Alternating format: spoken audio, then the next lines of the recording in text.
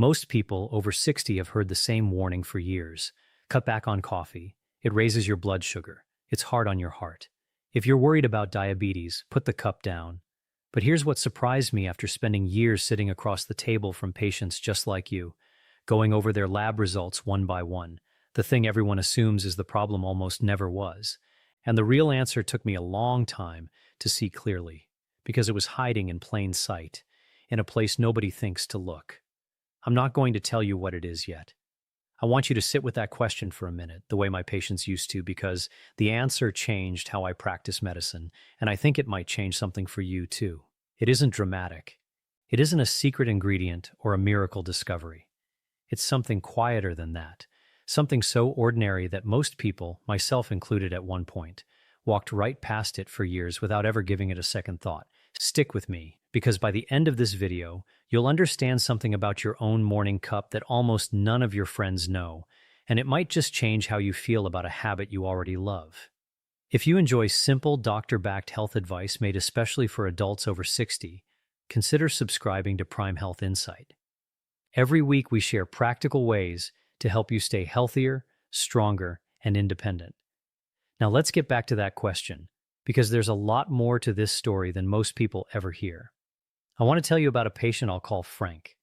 Frank was 67, retired from 30 years of driving a delivery route, and about as steady and no-nonsense as they come. He raised 3 kids on that job, coached Little League on weekends, and still mowed his own lawn every Saturday morning without fail. He wasn't the type to complain, and he certainly wasn't the type to fuss over his diet. When his blood work came back showing his blood sugar creeping into the prediabetes range, his first question wasn't about sweets or bread or exercise. It was about his coffee. He'd been drinking 2 or 3 cups a day for as long as he could remember, and someone at church had told him that was probably making things worse. He looked almost embarrassed asking me about it, like he was confessing to a bad habit, the same way some patients confess to skipping their walk or sneaking a second helping at dinner. I didn't answer him right away. Instead, I asked him to walk me through his entire morning, minute by minute, the way I'm about to walk you through the research. Because before I tell you what was really going wrong for Frank, I want you to understand something that surprised even me the first time I read through the studies. Years into my career, long after I thought I already understood coffee well enough. For decades, researchers have been quietly studying the relationship between coffee drinking and the risk of developing type 2 diabetes, the kind that usually shows up later in life and is closely tied to how well your body handles sugar. And over, in large groups of people followed for years at a time, regular coffee drinkers have tended to show a lower rate of developing that condition compared to people who don't drink coffee at all. This isn't a fringe idea or something from a headline that got exaggerated. It shows up consistently enough that major research institutions, including some of the most respected medical schools and public health programs in the country, have looked closely at it and found the same general pattern again and again across different countries, different diets, and different age groups. I want to pause on that last part, because it's easy to hear a claim like this and assume it only applies to one small group of people somewhere far away. That's not the case here. Researchers have looked at coffee drinkers in different parts of the world, eating very different foods, living very different lifestyles, and the general pattern has held up again and again. When a finding survives that much variety, it tends to earn a little more of my trust than a single study ever could on its own. Now, before you go refilling your mug with excitement, I want to slow down, because this is exactly the kind of finding that gets twisted into something misleading if we're not careful. The studies I'm talking about are what researchers call observational. That means scientists followed large groups of real people over time and simply observed what happened to their health, rather than controlling every single detail of their lives in a laboratory. That kind of research is incredibly valuable, but it also means we have to be honest about what it can and can't prove. It tells us that coffee drinkers as a group tend to have a lower rate of type 2 diabetes. It doesn't prove that coffee alone causes that protection, and it doesn't mean coffee is a treatment or a cure for anyone who already has diabetes. Keep that in mind because we're going to come back to it.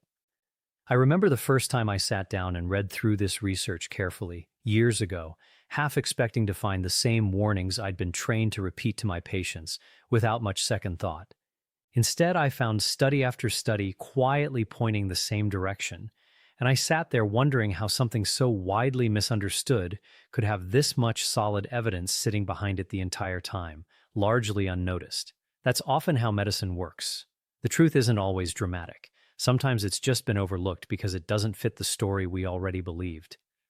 So what's actually happening inside that cup that might explain the pattern? This is where it gets interesting, and where I think a simple picture in your mind helps more than any medical term ever could.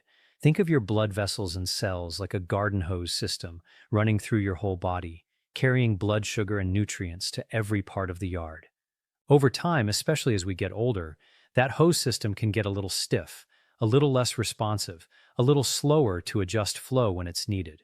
Coffee beans, it turns out, are packed with natural plant compounds. The most studied one is called chlorogenic acid. Don't worry about remembering that name. That appear to help keep that whole system a bit more flexible and responsive.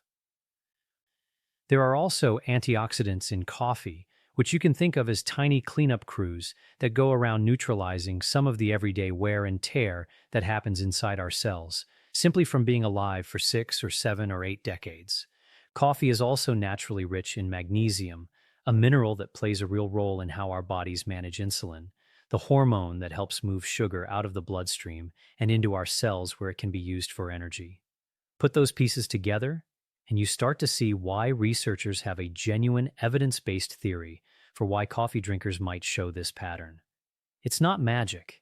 It's not a miracle drink. It's simply that coffee, in its natural form, brings along a handful of compounds that appear to gently support the same systems that go haywire in type 2 diabetes. Think of it this way. Your body's ability to manage blood sugar is a little like a thermostat trying to keep a house at a steady, comfortable temperature. When that thermostat is working well, it makes small adjustments constantly, without you ever noticing. When it starts to wear down, the temperature swings get bigger, and your body has to work harder to correct them. The compounds in coffee don't replace the thermostat. They simply seem to help it keep responding a little more smoothly, the way a small tune-up helps an aging furnace run more efficiently without needing to be replaced entirely. So if coffee itself looks this promising, what was actually going wrong for Frank? Here's where things got interesting, and where his story finally started to make sense to both of us. When we sat down and went through his typical day, cup by cup, the answer wasn't hiding in the coffee at all. It was hiding right next to it, exactly where neither of us had thought to look. Frank wasn't drinking his coffee black. He was adding 2 spoons of sugar to each cup, and most mornings, a flavored creamer on top of that. Do the math across 2 or 3 cups a day, every single day, for years, and that adds up to a meaningful amount of added sugar his body had to process, on top of everything else he was eating that day. The coffee wasn't the enemy. The sugar riding along beside it was doing the damage, quietly, cup after cup, year after year, without ever once announcing itself. This is something I've seen play out in my practice more times than I can count. People believe they're doing something risky by drinking coffee, when the actual risk was hiding in the sweetener, the flavored syrup, or the heavy cream sitting right next to it on the counter. Almost every patient who asks me this question expects me to tell them to quit the coffee entirely, and almost every single time, that's not where the real answer turns out to be. I always tell my patients, if you're worried about your blood sugar and you love your coffee, don't give up the coffee. Look honestly at what's going into the cup with it. That one shift in thinking has saved more of my patients' mornings than almost any other single piece of advice I give, because it lets them keep something familiar and comforting instead of losing one more small pleasure to a health scare. Let me ask you something, and I'd love for you to answer down in the comments, because I read everyone. How do you usually take your coffee? Black with a little milk, or do you like it sweet? There's no wrong answer here. I just want to know who's watching today. But here's where it gets more complicated than a simple swap, and this next part confused me for a long time before it finally made sense. In the short term, right after you drink a cup of coffee, caffeine can actually cause a small, temporary rise in blood sugar and can make your body a bit less sensitive to insulin for a few hours. If you've ever checked your blood sugar shortly after your morning coffee and noticed it was a little higher than expected, that's very likely what's happening. This confuses a lot of people, and honestly, it confused me too when I first started reading through the research years ago. How can something be linked to lower diabetes risk over the long run, while also nudging blood sugar up in the short run right after you drink it? It sounds like a contradiction, doesn't it? The answer seems to lie in the difference between what happens in a single afternoon and what happens over months and years of steady habit.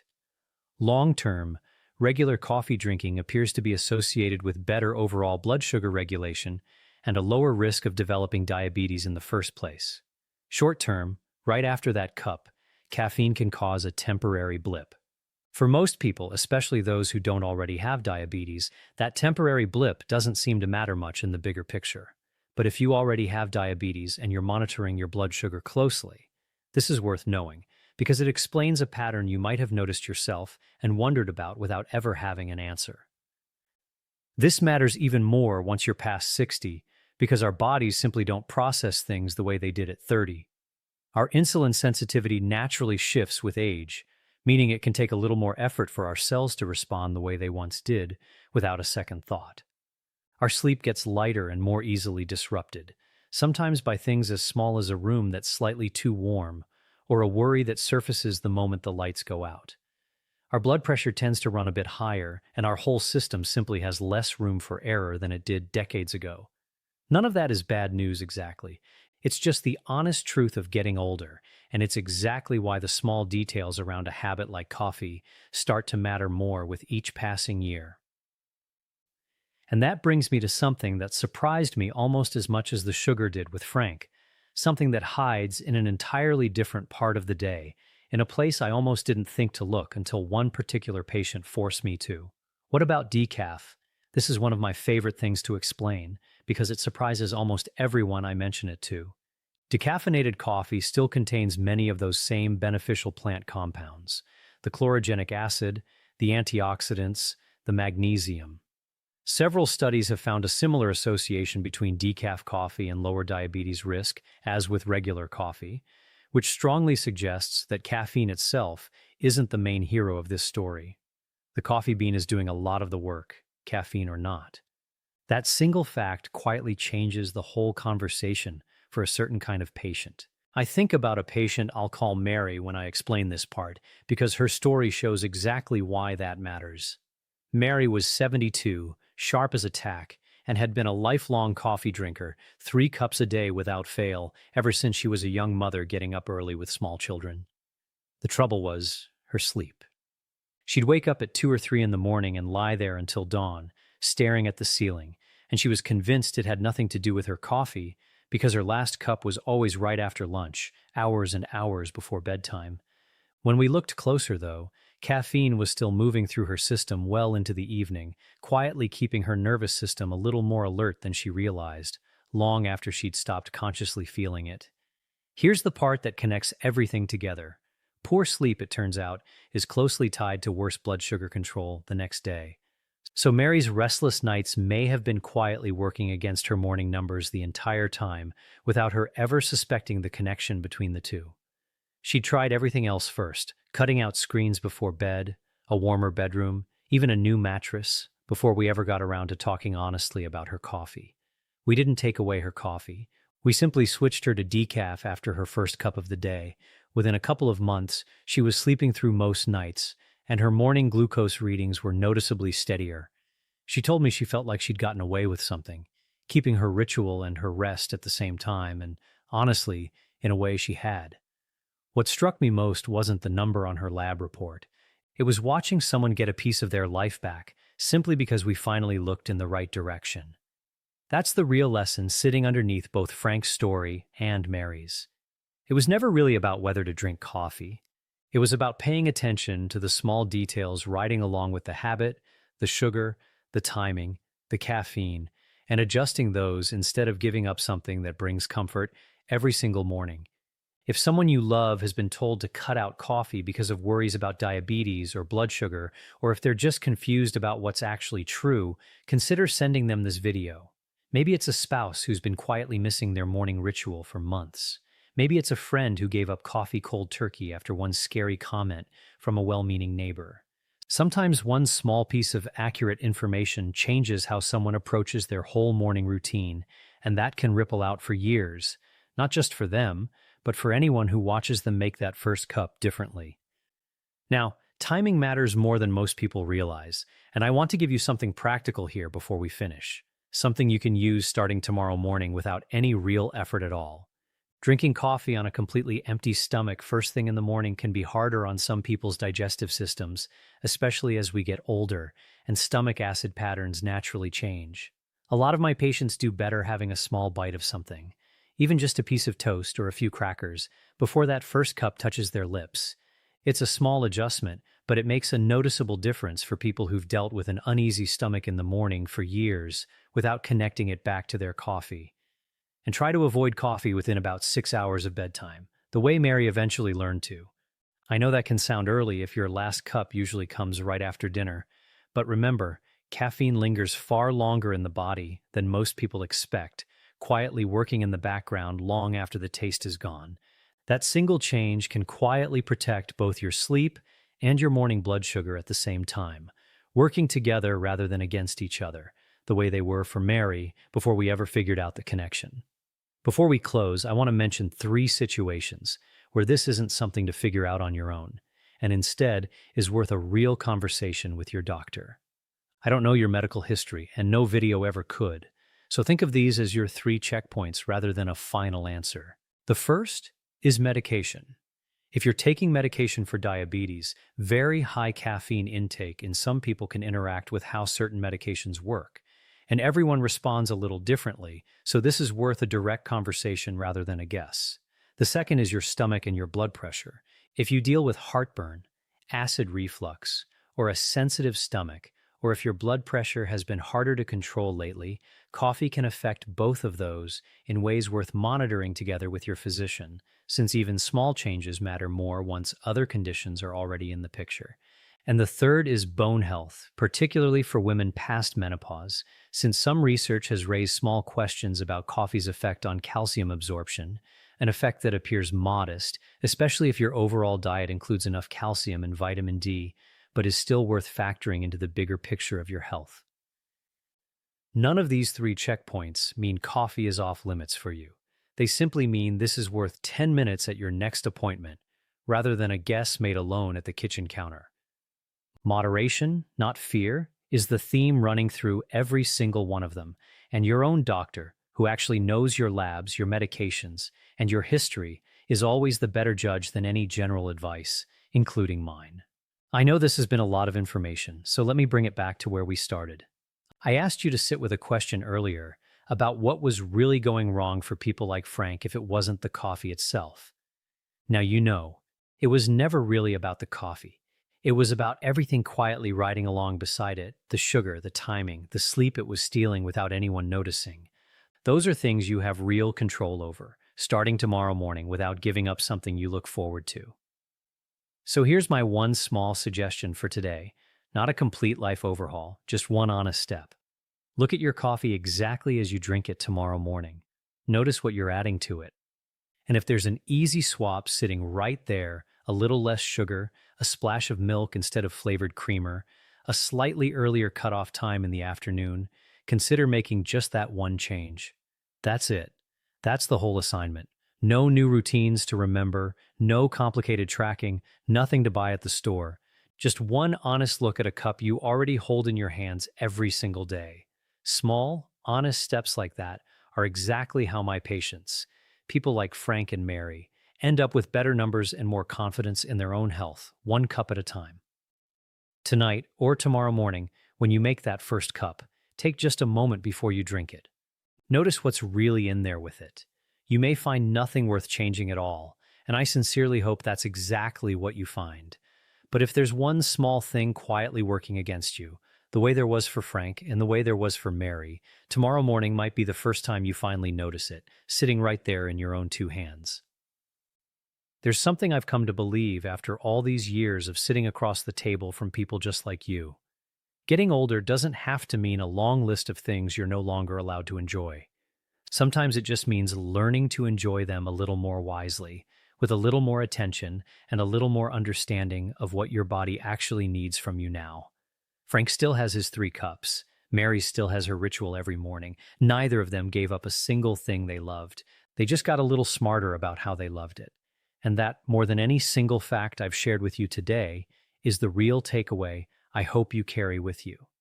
I'm glad you spent this time with me today.